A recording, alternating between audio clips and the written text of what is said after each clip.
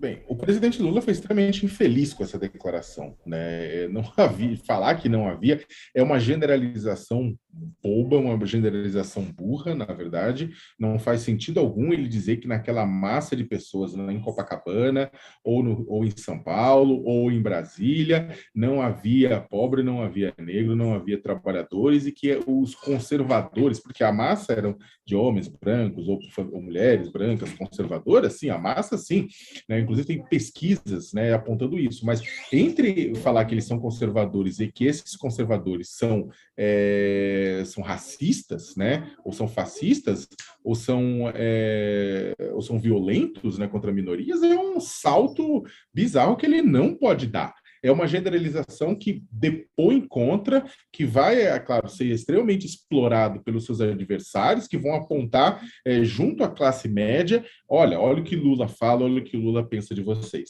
Então é o seguinte, foi péssimo, né? Não é porque você tem uma grande quantidade de conservadores brancos na praia que os conservadores brancos são racistas. Você não pode falar isso. E sim, tinha famílias, tinha negros, tinha trabalhadores, inclusive tinha famílias, por exemplo, em Brasília, e no Rio tinha famílias que foram para lá por conta do 7 de setembro. Porque vamos lembrar que o presidente Jair Bolsonaro sequestrou as comemorações de 7 de setembro, transformando em eventos de campanha.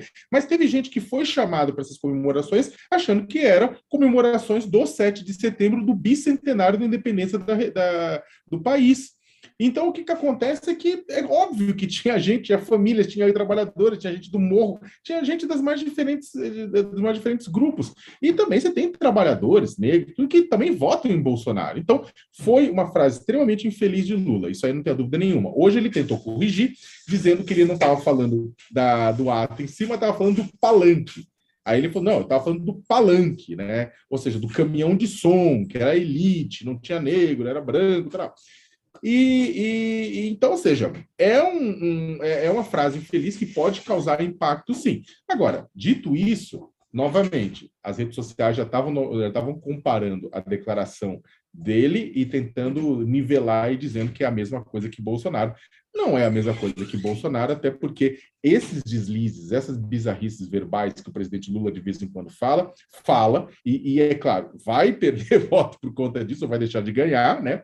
Mas é diferente de alguém que está sistematicamente e estruturalmente atacando a democracia brasileira, atacando a República, dando declarações machistas, racistas, né?